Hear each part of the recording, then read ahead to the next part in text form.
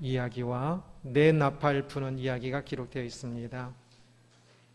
이 이야기를 통해 우리가 겪고 있는 문제에 대해서 말씀을 살펴보고자 합니다. 이 문제를 안고 살아갈 것인가, 아니면 문제를 초월하면서 살아갈 것인가를 함께 살펴보고자 합니다. 봉해진 책의 7번째 인을 뗄 때 갑자기 정막이 흘렀다라고 말씀합니다. 1절 보면 7째 인을 떼실 때 하늘이 반 시간쯤 고요하더니 라고 말씀합니다. 지금 제가 이렇게 말씀을 전하다가 갑자기 말을 딱 멈췄다고 생각해 보십시오. 그러면 어떨까요? 졸던 사람도 무슨 일인가 하면서 다시 쳐다보실 겁니다. 이 멈추는 것은 그 다음에 나오는 것의 중요성에 대해서 이야기하는 겁니다. 이 마지막 7번째 인을 뗐을 때는 하나님께서 이 세상의 마지막 심판에 대해서 이야기를 하거든요. 그래서 그 마지막 것에 대해서 이야기하기 전에 30분간의 휴지, 잠시 멈춤으로 그 뒤의 것의 중요성을 의미합니다. 그런데 그 마지막 7번째 인을 뗐을 때 마지막 심판에 대해서 이야기하기 전에 그 사이에 그 짧은 추가적인 그 안에 들어가는 이야기가 나옵니다. 그것은 3절 보면 또 다른 천사가 와서 제단 곁에 서서 금향로를 가지고 많은 향을 받았으니 이는 모든 성도의 기도와 합하여 보좌 앞 금제단에 드리고자 함이라 말씀하는데, 한 천사가 성도들의 기도를 가지고 심판하시려고 하시는 그 하나님 앞에 그 기도를 가지고 가는 이야기입니다. 그래서 하나님께서 이제 이 세상을 5절 보면 그 제단에 불을 담아다가 땅의 소돔에 우레와 음성과 번개와 지진이 나더라 라고 말씀합니다. 우레, 음성, 번개, 지진은 하나님께서 시내산에 임하실 때 그때에 일어났던 동일한 현상이고, 그래서 이것은 하나님의 강력한 임재, 그리고 또한 그래서 하나님의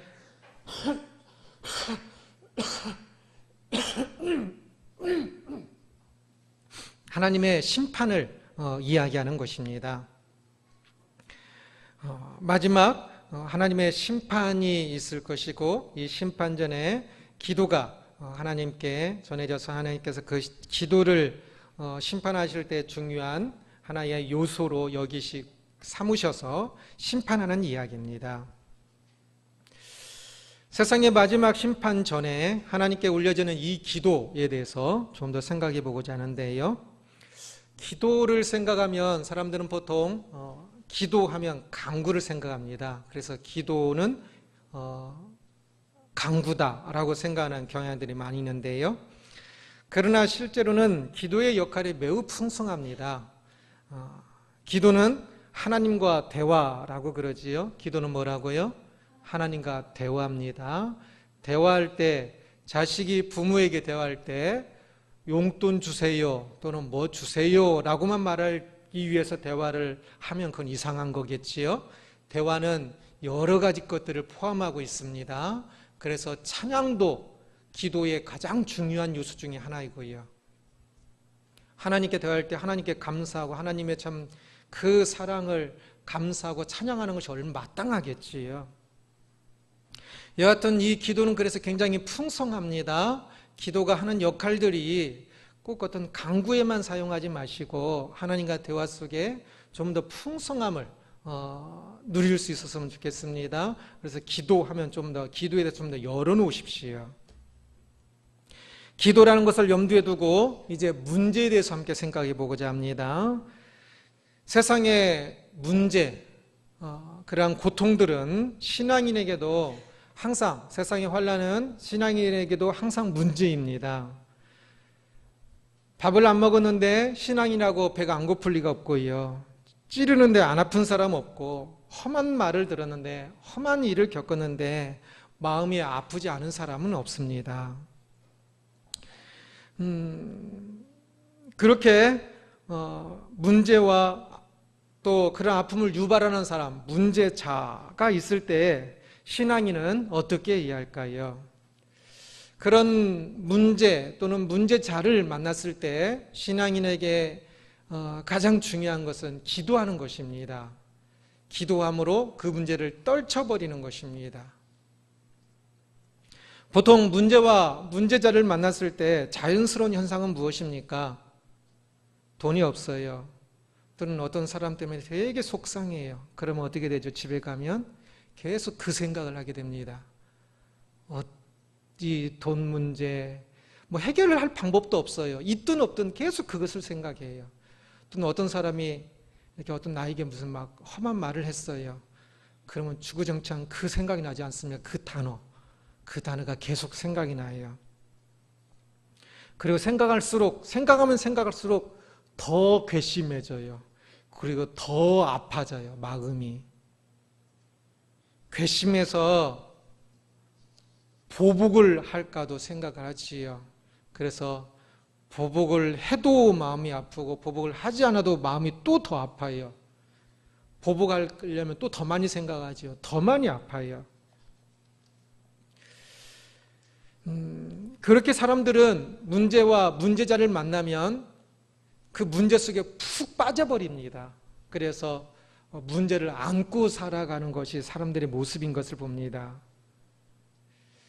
불덩이를 안고 있으면 불덩이를 어떻게 안든, 잘 안든 아니면 조금 못 안든 불덩이를 안고 있으면 여전히 뜨거운 것이 사실인 것처럼 문제를 안고 있으면 그 문제를 해결하든 해결하지 못하든 여전히 그 문제를 인하여서 많은 아픔들이 있을 수밖에 없습니다. 그러기에 문제가 있을 때, 문제자를 만났을 때 그때 우리에게 필요한 것은 그것을 안고 있을 것이 아니라 그것을 묵상하고 또 묵상할 것이 아니라 기도함으로 그것을 떨쳐내버려야 합니다. 내 품에서, 내 머리에서 그것을 떨쳐버려야 합니다. 보통 기도는 문제가 생겼을 때 그 문제를 해결하도록 기도한다고 생각을 많이 하는데 그럴 수도 있지요. 그러나 그것은 기도의 적은 부분입니다. 어떤 사람도 잘 보복하기 위해서 기도하는 사람도 있어요. 어떻게 확실하게 보복할 수 있을지 힘을 달라고. 그것도 별로 좋지도 않아요. 기도할 때 기도의 가장 중요한 것은 그런 문제와 문제를 만났을 때 그것을 떨쳐버리도록 기도하는 것입니다.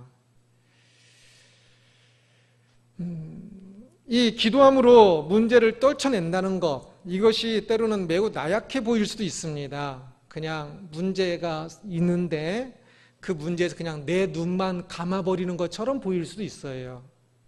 그러나 결코 그렇지 않습니다. 그냥 눈을 감는 것이 아니라 기도하라고 했지 않습니까? 기도한다는 것은 내 눈을 감는 것이 아니라 전능하신 하나님께 맡기는 것입니다. 사실 기도는 가장 강력한 해결이고 가장 강력한 보복이기도 합니다. 우리는 하나님이 전능하신 분이고 또한 하나님께서 공평하신 분이신 줄을 알기 때문에 어떤 문제자를 만났을 때 내가 그 사람에게 심판자가 되어서 보복을 하기보다는 공평하신 하나님께 맡겨서 하나님께서 그 사람의 심판하실 때 하나님께 심판하시도록 맡기는 것이 가장 좋습니다. 심판 때에 우리가 이 땅에서 기도했던 모든 것들이 심판 때에 하나님께서 그 심판의 소리를 듣고 심판 때에 그 우리의 기도가 또 기준이 되어서 심판하신다고도 말씀하지 않습니까?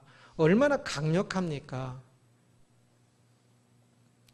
가장 중요한 때에 지금 우리가 이곳에서 기도한 것이 그대로 들려지는 것입니다. 그러니 기도하는 것은 문제와 문제자에게 대해서 단순히 눈을 감는 것이 아니라 가장 중요하고 확실한 조치입니다. 여기서 하나님의 공평에 대해서 잠깐 더 이야기를 해보고자 합니다. 지지난주 속에서 하나님이 참 공평하지 않은 것 같아요 라는 말을 제가 성도님들 중이나 또는 목사님들을 통해서도 여러 번 들었습니다. 그리고 그때마다 사실은 별로 마음이 편하지가 않습니다. 하나님은 완벽하게 공평하신 하나님인데 사람들이 공평하지 않다고 하니까 마음이 편하지가 않지요. 사람들이 하나님은 공평하지 않다고 생각하는 이유가 무엇일까요? 자신들의 생각이 그런 겁니다. 피상적인 것만 보니까. 사실 그렇게 피상적인 것만 보면 어떤 사건, 열심히 믿었는데 조금 일찍 죽는다든지 어떤 어려움이 생겼다든지 그것만 불공평합니까? 저는 제 얼굴도 사실 불공평하다고 생각해요. 제가 잘생겼다고 하지만 사실은 못생겼거든요. 능력도 불공평하잖아요. 어떤 사람은 1시간 공부하고 어떤 사람은 10시간 공부해요. 10시간 공부해서 1시간 공부하는 사람 못 따라갑니다. 환경도 불공평하잖아요. 얼마나 환경 불공평해요. 사실 사람이 죄를 저지름으로 그 죄 때문에 이런 불공평들이 다 생겼지요. 하나님이 공평하시다는 것은 지금 이 땅에 사는 거 가지고 절대 평가 못합니다. 진짜 공평한 것은 하나님께서 심판하시는 것을 보아야 알 것입니다. 이 땅에서 문제로 인해서 마음이 많이 아팠습니까? 이렇게 아픈데 하나님 참 이거 해결해 주십시오라고 그럽니까? 걱정하지 마십시오. 나중에 심판 때 우리가 이 땅에서 많이 아팠으면 그때 보상해 주실 겁니다. 그러니까 지금 아픈 거 너무 괴로워할 필요 없습니다. 일을 많이 했을 때 나중에 월급 많이 주면 괜찮지 않습니까? 나중에 심판 때에 하나님께서 확실하게 그 일에 대해서 그 심판하실 것입니다. 공평하게. 그러니 문제에 대해서 아프다고 나만 아프다고 괴로워할 필요 전혀 없습니다. 그 문제자도 하나님께서 나중에 심판하실 것입니다. 여기서 내가 아무리 한 것보다도 나중에 하나님께서 심판한 것이 훨씬 더 확실하겠지요. 그러니까 그 문제 가지고 불공평한 하나님 그러지 말고 공평하신 하나님은 심판 때 가면 분명히 드러날 것입니다. 얼마나 공평하신지. 그러기에 문제와 문제자에 대해서는 하나님께 맡기고 그 문제와 문제자에 대해서 떨쳐버리는 게 좋습니다. 우리가 할 일은 철저히 하나님 앞에서 바르게 사는 것. 나만 왜? 저 사람이 왜 나에게 저렇게 하고 저 일들은 왜 이렇게 그러지 말고 하나님 앞에 지금 내가 바른 선택을 하는 것. 환경, 그게 중요한 것이 아니고요. 지금 그 환경에서 내가 바른 선택, 말씀을 기준으로 해 바른 선택, 하나님을 사랑하고 이웃을 사랑하는 바른 선택을 하는 것이 가장 중요합니다. 지금 내 앞에 없는 문제 아니고 없는 것 말고 내가 할 수 없는 것 말고 내가 할 수 있는 것 중에서 세상의 문제와 문제자들을 기도로 종결시키십시오. 이것은 이제부터 자신과의 싸움이 됩니다. 문제와 문제자가 있을 때 하나님께 참 기도함으로 종결시켜야 하는데 하나님께 맡겨야 하는데 하나님께 이르고 하나님께 맡겨야 하는데 그런데 그게 되나요? 계속 생각나지요.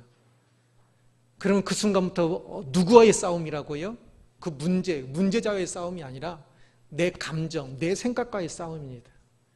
하나님께 맡겨야 한다는 것을 알면서도 여전히 그것을 가지고 분노하고 있고 여전히 그것 가지고 괴로워하고 있는 내 생각과 내 마음과 싸우는 겁니다. 하나님께 심판대에 공평하게 하실 것이고 하나님께 심판대에 보상하실 것이고 하나님께서 심판하실 때 보복하실 것을 알고 그렇게 하나님께 맡긴다고 기도하고 있는데도 내 마음이 아직도 불신앙적이어서 내 마음속에 분노가 일어나고 내 마음속에 그 문제를 묵상하고 있습니다.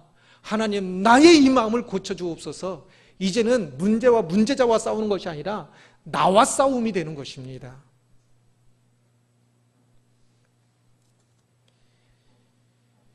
그래서 철저히 더욱더 싸워서 문제가 있고 문제자를 만났을 때 기도함으로 그것을 떨쳐버리십시오. 그것을 안고 사는 것은 가장 어리석은 것입니다. 문제와 문제자에 대해서 생각을 멈추고 우리가 가야 하는 선하고 찬란한 영광의 길을 생각하십시오. 사람들과의 관계도 마찬가지예요. 어떤 사람을 한번 생각해 보십시오. 그 사람과의 문제를 생각해 보세요. 문제 없는 사람 없습니다. 아무리 친한 사람이라 할지라도 그 사람과의 문제가 있을 것입니다. 부부들이 가장 어리석은 것이 옛날의 문제들을 다 그냥 안고 사는 거예요. 생각날 때마다 이야기하고, 문제는 하나님께 맡겨버리고요. 그 사는 관계 속에서 문제보다 서로 사랑하고 서로 참 격려하고 가야 할 선하고 찬란한 영광의 길들이, 이루어가야 할 사랑의 관계들이 있는데 왜 문제를 안고 참 문제만 바라보며 산단 말입니까? 기도함으로 떨치고 우리들이 가야 하는 찬란하고 영광의 길을 갈 수 있는 우리들이 되기를 주님의 이름으로 축원합니다. 6절부터 이제 마지막 13절까지는 나팔을 부는 것에 대한 이야기입니다. 나팔을 7번 부는 이야기가 나오는데 오늘 본문에서는 4번까지 나옵니다. 요한계시록을 이해할 때 요한계시록에 어렵다고 하는 분들이 있는데, 사실은 요한계시록은 그렇게 어려운 성경은 아닙니다. 요한계시록에는 장르를 조금 이해하고, 그래서 이러한 숫자들이 거의 다 상징이어서 그것이 의미하는 것이 있다는 것을 조금 더 생각하고, 단순하게 장르를 이해하지 못하고 단순하게 그냥 말 그냥 그대로 듣지 말고 14만 4천명이 14만 4천 명으로 듣지 말고요. 그러면서 지금 이 가운데에 3가지 비유가 나옵니다. 5장부터 16장까지 가장 많은 부분인데, 책에 인을 떼는 거, 열쇠를 연다고 해도 된다고 했지요. 그 인을 떼는 7번의 인을 떼므로 미래의 일에 대해서 차근차근 미래의 심판에 대해서 나오고요. 그리고 이것과 또 더불어서 두 번째, 서로 섞여서 7번의 또 나팔 이야기가 나옵니다. 나팔을 붐으로 하나님의 심판에 대한 경고를 확실하게 하는 이야기가 나오고요. 또 그 다음에 7번의 대접을 쏟음으로 하나님의 그 심판에 일어날 심판에 대해서 또 나옵니다. 이 인을 떼는 것, 그리고 나팔 부는 것, 대접을 쏟는 것, 이 3가지 비유가 가운데 가장 많이 나옵니다. 이 바로 앞에는 7개 교회에 대해서 이야기를 했지요. 현재 교회의 문제에 대해서 이야기하고, 이 7개 교회가 앞으로 너희들이, 이건 전 역사입니다. 앞으로 그 당시에 그 교회들이 앞으로 살아갈, 예수님의 종말 오시는 그 마지막까지 살아가야 할 전 역사 속에서 미래 일들이 이런 일들이 있을 거니까 교회된 너희가 이러한 것을 대비하고 이렇게 살아야 한다는 것을 말씀하기 위하여 이 7가지 세 종류의 각각의 7가지 이 비유들을 통하여 말씀하시는 것입니다. 이것만 조금 이해하면 요한계시록 전체 그런 부분이 전혀 어렵지 않습니다. 그래서 오늘 본문은 그 7 나팔 중에 4번 나팔을 부는 것을 이야기한다고 그랬습니다. 나팔 이야기를 다시 보면, 그래서 6절을 보면 7 나팔을 가진 7 천사가 나팔 불기를 준비하더라 라고 이야기합니다. 나팔 불기는, 나팔 소리는 매우 크지요. 그래서 중요한 때에 사용합니다. 예배를 위한 소집, 또 전쟁에서의 공격 같은, 또 하나님의 임재를 알리는 때, 또 하나님의 심판을 알릴 때, 하나님의 강림을 알릴 때, 이러할 때 나팔이 사용되어집니다. 오늘 본문에서는 하나님의 심판을 알리기 위해서 나팔을 부는 것을 이야기합니다. 나팔 소리와 함께 일어나는 일을 보면요, 7절 보면 첫째 천사가 나팔을 부니 피 섞인 우박과 불이 나와서 땅에 쏟아지며 땅의 3분의 1이 타버리고 수목의 3분의 1도 타버리고 각종 푸른 풀도 타버렸더라 라고 말씀합니다. 이 구절을 이 당시에 요한복음을 처음 접하던 이 당시의 사람들은 이 구절을 읽으면 바로 출애굽을 생각했을 겁니다. 우리는 출애굽에 대해서 많이 인식을 못하기 때문에 이 구절을 읽으면서 출애굽을 생각하지 못할 테지만, 이 당시의 사람들은 아마 출애굽을 바로 생각했을 것입니다. 우박과 불과 피는 출애굽할 때 애굽에서 일어났던 일이거든요. 그러면서 이제 앞으로 일어날 일들은 이것이 실제로보다는 상징으로 씁니다. 환란이 계속적으로 그러한 것들이었지요. 그래서 그러한 어려움이 일어날 것을 이야기합니다. 8절 보면 또 둘째 천사가 나팔을 부니 불붙는 큰 산과 같은 것이 바다에 던져지매 바다의 3분의 1이 피가 되고 라고 말씀합니다. 이 부분을 읽을 때는 이 당시 사람들이 먼저 이제 앞으로 이런 일이 일어날 것인데 과거에 일어난 일을 생각할 때는 한 10년 전, 이 성경이 기록되기 10년 전쯤에 베스피우스 화산이라는 아주 놀라운 일이 일어났었는데 그 화산이 무엇이냐면 우리들도 다 아는 그 화산입니다. 저쪽 이탈리아 남부 지역에 가면 폼페이라는 도시가 있습니다. 해안 도시입니다. 이 폼페이라는 그 곳에 이 유세비우스 화산이 폭발하여서 한순간에 이 폼페이 도시가 전체 그냥 묻혀버렸죠. 이 폼페이는 이 당시 굉장히 유명한 도시였습니다. 휴양 도시거든요. 그 로마 황제가 굉장히 사랑했던, 그래서 네로가 자주 갔던 이 이탈리아 헬라식 그 문화를 그대로 받아들여서 헬라식으로 신도시죠, 완전. 로마의 이탈리아에 있지만 저쪽 그리스식으로 아주 계획적으로 만들어진 신도시로 돈 많은 사람들이 가서 휴양할 때 하는 그 당시에 해놨던 그 상하수도 시설이 지금도 써도 될 정도로 아주 완벽하게 되어 있는 그런 도시입니다. 그런데 그 도시가 하루아침에 이 화산으로 해서 탁 덮여버렸으니까 얼마나 충격적이었을까요? 그런데 그런 일들이 그때만이 아니라 앞으로도 또한 그러한 일들이 계속적으로 일어날 것임을 이야기합니다. 그러면서 말씀은 계속하여서 3분의 1이 무너질 것을 이야기하는데요. 3분의 1은 꼭 3분의 1 딱 백성이 죽는다 그런 의미가 아니라 3분의 1이라는 것은 굉장히 많은 퍼센트이지요. 많은 곳들 속에서 많은 문제들이 땅, 바다, 강, 많은 곳에서, 자연세계의 많은 곳에서 많은 문제들이 일어날 것을 이야기합니다. 그러면서 또한 이 3분의 1을 멸망시킨다는 환란이 임한다는 것, 심판이 임한다는 것은 여전히 우리에게 희망이 있는데, 왜냐하면 3분의 1의 반대는 뭡니까? 3분의 2가 아직 여전히 이런 심판을 받지 않고 여전히 유효하다는 것입니다.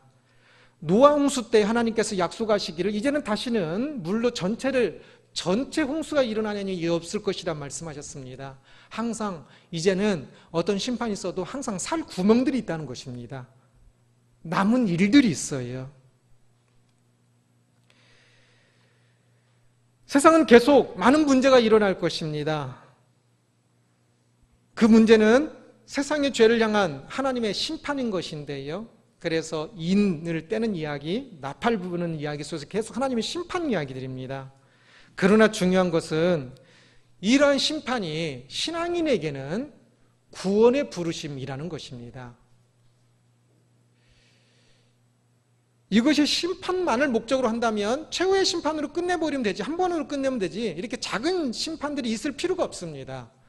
그러나 작은 심판들이 있다는 것은 곧 이것이 경고를 하기 위해서 있다는 뜻입니다. 어찌 보면 신앙인의 이 세상에서 삶은 애굽의 생활과 매우 흡사합니다. 그래서 신학자들은 이 요한계시록을 해석할 때 계속 애굽의 그 출애굽할 때 사건과 계속 연결시켜서 같이 이야기를 합니다. 우리들이 신앙인들이 이 세상에 살고 있는 자리는 멸망의 자리고 노예의 자리일 뿐입니다. 애굽의 이스라엘 백성들이 있었던 때인 것처럼. 그 속에서 우리는 영적인 출애굽을 하여야 하는데 하나님께서 부르셔서 이 세상은 모든 사람들이 참 죽음의 길을 가고 있고 하나님께서 부르셔서 구원을 얻게 하시는 것입니다. 구원이라는 뜻이 부르시는 겁니다. 건지는 겁니다. 이 세상에서 우리를 건지는 거예요. 그 건지는 소리가 바로 이 심판입니다. 애굽의 재앙이 임할 때 그 재앙은, 그 문제는 이스라엘 백성들을 구하기 위한 하나님의 부르심입니다. 그것처럼 우리는 세상의 문제에서도 우리를 구원하기 위해서 부르시는 하나님의 나팔 소리를 들을 수 있어야 합니다. 세상에서 문제가 일어날 때, 문제자를 만났을 때 그 문제 속에서 문제를 안고 문제를 어떻게 할까, 문제 가지고 그냥 문제 해결을 하고 시간을 다 낭비하지 마십시오. 애굽에 개구리들이 갑자기 그냥 천지가 되었어요. 개구리 치우느라고, 개구리 잡느라고, 그냥 문제 해결하라고 하고 있을 때 그것으로 개구리 다 잡을 수 있는 것 아니에요. 그것이 끝났다고 또 끝난 것도 아니고, 또 독충이 생기고 수없이 계속 문제들이 생기잖아요.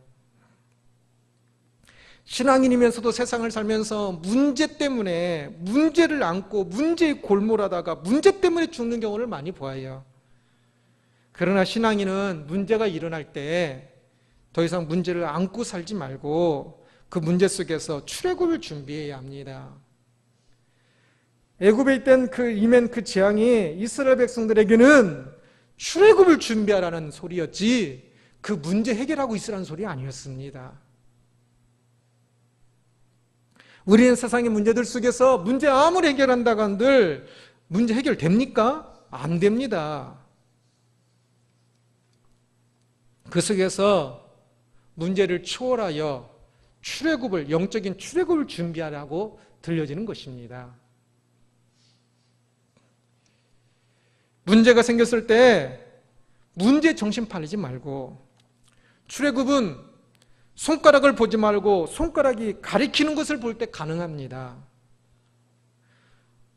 문제만을 보고 있으면 손가락이 참 저것을 가리키고 있는데 가리키고 있는 그것을 봐야지.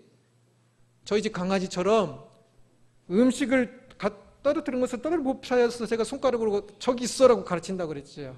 그런데도 불구하고 이 강아지는 제 손가락 가리키는 걸 못 봐요. 제 손가락만 봐요. 그것처럼 참 우리들이 어리석어서 계속 손가락만 봐요. 문제만 봐요. 더 이상 문제의 마음을 빼앗겨서는 안 됩니다. 문제가 말하고 있는 하나님의 구원의 음성을 들어야 합니다. 그것은 우리를 구원하기 위한 어찌 보면 기적이에요. 문제들은 우리를 구원하기 위한 기적이에요. 찬란한 기적. 이해 가십니까? 이 문제자가 오히려 나를 구원하기 위해서 준비된 진짜 놀라운 기적이라는 사실. 그 문제 때문에 어쩌면 나는 아파 죽겠고 힘들지 모르지만요, 그 문제가 아니었으면 이 구원의 소리를 못 듣는 거리요. 그 문제가 애굽에 내려졌던 그 재앙들이 이스라엘 백성들에게는 구원의 나팔 소리였다는 사실을, 그래서 오늘날도 여전히 문제는 우리에게 구원의 나팔 소리라는 사실을 우리가 조금 더 명심하였으면 합니다. 문제 초월하기라는 제목으로 말씀을 살펴보았습니다. 7번째 인을 떼었을 때 벌어지는 마지막 심판 전에 뭐가 있었다고요? 기도가 하나님께, 심판하신 하나님께 기도가 올라가고 있는 것을 보았습니다. 4번의 나팔을 불 때 많은 심판들이 임하고 있었는데, 그러한 심판들은 우리에게는 심판의 소리이기보다는 오히려 구원의 나팔 소리라는 것을 들었습니다. 이제는 우리가 세상의 문제와 문제자들에 대해서 기도함으로 멈출 수 있어야 합니다. 초월해야 합니다. 지금도 문제와 문제자 때문에 골머리를 앓고 있는지요? 기도하십시오. 지금 문제와 문제자가 문제 아닙니다. 아직도 그 문제가 내 문제인 줄 알고 뜨거운 불덩이를 안고 있는 내가 문제입니다. 기도함으로 나와 싸워서 그 문제를 떨쳐버리십시오. 하나님께 맡기십시오.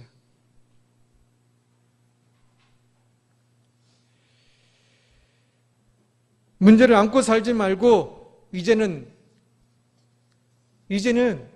사랑을 안고 믿음을 안고 사십시오. 사랑할 시간도 부족한데 언제 문제 안고 그렇게 그냥 깨구리 잡느라고 이 잡느라고 시간을 다 보내겠습니까? 가야 할 구원의 길들이 있는데 세상의 문제자에게 빠져 있지 않기를 기도합니다. 사람들이 문제 해결을 위해 발벗고 나서는데 문제 해결은 결코 문제 해결이 아닙니다. 왜? 문제 해결은 해봤자 계속 또 문제가 생길 거니까. 애굽에 내린 재앙은 내렸어도 또 다른 재앙이 생겼습니다. 출애굽할 때까지 생깁니다. 오히려 그 문제는 우리를 구원하시는 하나님의 구원의 나팔소리임을 기억해서 그때 문제에서 벗어나 이제는 구원의 나팔소리를 들을 수 있어야 하는 것입니다. 문제가 있을 때마다 출애굽을 생각하십시오. 출애굽할 때 애굽에 일어난 재앙이 이스라엘 백성들을 향한 것이 아닌 것처럼 우리의 문제들도 우리의 것이 아닙니다. 내 것으로 착각하지 마십시오.